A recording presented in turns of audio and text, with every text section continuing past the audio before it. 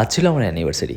তো প্রথম থেকে প্ল্যান ছিল আজকের দিনটা একটু অন্যভাবে সেলিব্রেট করার, কিন্তু 30 তারিখ যখন আমি ইলেকশন ডিউটি করে ফিরি সেদিনই সন্ধ্যেবেলা আমার কাছে মেল আসে যে ভোটের কাউন্টিংয়ে আমার ডিউটি এসেছে, এবং সেই কাউন্টিংয়ের ডিউটির যে ট্রেনিং সেটা শনিবার অর্থাৎ আজকে এবং রবিবার অর্থাৎ কালকে হবে, এবং সোমবার ভোটের কাউন্টিং হবে।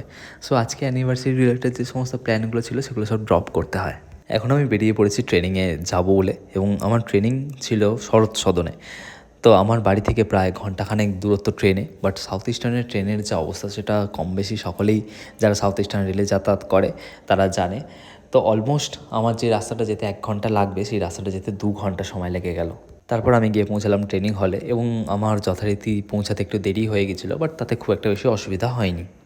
সুপ্রিম কোর্ট যেহেতু অর্ডার দিয়েছে যে ভোটের কাউন্টিংয়ে যে সমস্ত মাইক্রো অবজারভাররা থাকবে তারা সাধারণত সেন্ট্রাল গভর্নমেন্ট এমপ্লয়ি হবে, তাই দেখলাম যে প্রচুর ব্যাংকের এবং পোস্ট অফিসের এবং সেন্ট্রাল গভর্নমেন্টের এমপ্লয়িদের এই ভোটের কাউন্টিংয়ের ডিউটি এসেছে, এবং সকলেই ট্রেনিংয়ে কিন্তু পার্টিসিপেট করেছে।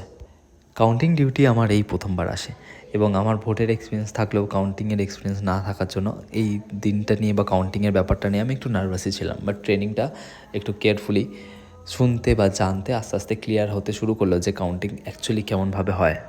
ট্রেনিং 10টা থেকে 1টা পর্যন্ত হয়, এবং ট্রেনিং শেষ করে আমি স্টেশনে এসে ট্রেন ধরে বাড়ি ফিরে আসি। বাড়ি ফেরার কিছুক্ষণ পরেই আকাশ কালো করে প্রচণ্ড ঝড় বৃষ্টি শুরু হয়। এই ওয়েদারে যে এই কয়েকটা দিন বৃষ্টি হচ্ছে এটা সত্যিই আশ্চর্য। সাধারণত এই সময় এত ঝড় বৃষ্টি হয় না, বাট এই বছর হচ্ছে।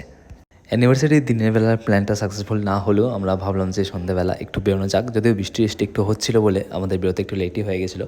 তারপর আমরা দুজন মিলে বেরোলাম এবং উলুবেড়িয়া কালীবাড়িতে গঙ্গার ধারে একটু এলাম। যেহেতু বৃষ্টি হয়েছে, খুব সুন্দর ওয়েদার, বেশ ঠান্ডা ঠান্ডা ওয়েদার হয়েছিল। দুজনে একটু চা খেলাম, গঙ্গার ধারে বসলাম, বেশ ভালো সময় কাটলো। তারপর রেস্টুরেন্টে একটু সময় কাটিয়ে বাড়ি ফিরলাম।